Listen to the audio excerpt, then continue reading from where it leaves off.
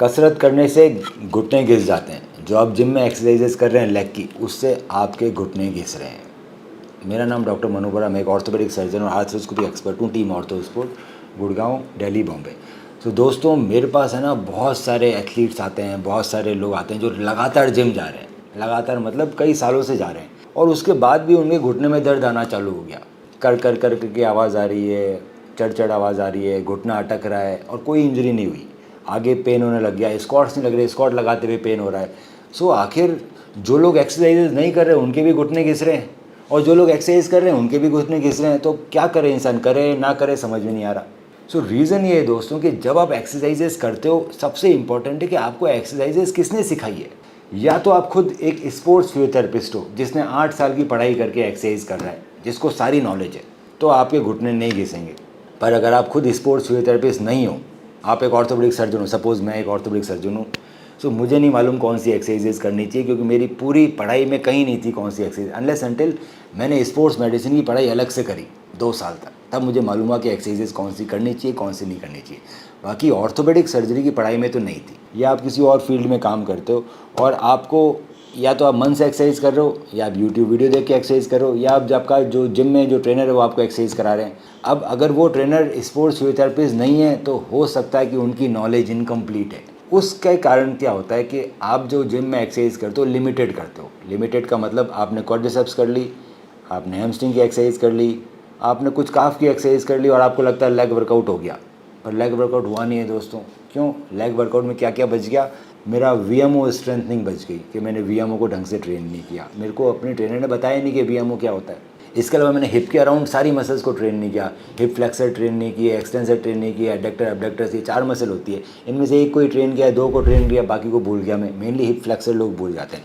मैंने अपने IT band को रिलीज़ नहीं किया।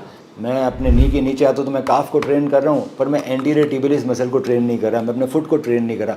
सो इसके साथ साथ मैं अपनी कोर स्टेबिलिटी पे काम नहीं कर रहा। मसल को जहाँ ट्रेन करने की बात आती है तो मैं सिर्फ सेंट्रिक मोड में ट्रेन करे जा रहा हूँ, मैं उसको ई सेंट्रिक मोड में ट्रेन नहीं कर रहा। सेकंड थिंग, मैं उसको बैलेंस ट्रेनिंग में ट्रेन नहीं कर रहा। 1 leg squat, single leg balancing, बहुत सारी अलग अलग तरह की ट्रेनिंग होती है। वो सिंगल लेग बैलेंस ट्रेनिंग्स और ई सेंट्रिक मोड, ये सब मोड्स हमारे ट्रेनर्स कई बार हमें नहीं बताते। इन्हीं सभी के कारण मेरा जो पटेला है वो माल ट्रैक करता है। मतलब मेरा क्वाड्रिसेप्स तो बहुत मजबूत हो गया एक्सरसाइज करके, वीएमओ वीक रह गया, सो मेरा पटेला चिपक के चलने लग गया और मेरे को हर स्क्वाट्स में वो कचर कचर कचर कर घिस रहा है। सो पीछे से घिस जाता है। एक बार ये घिस गया तो इस चीज़ का कार्टिलेज ट्रांसप्लांट करना पड़ता है, जिसका नाम है ऑटोकार्ड ग्राफ्टनेट सर्जरी। अब ये कार्टिलेज ट्रांसप्लांट करने के लिए भी डॉक्टर्स लिमिटेड इंडिया में, बहुत कम लोग हैं जो ये करेंगे।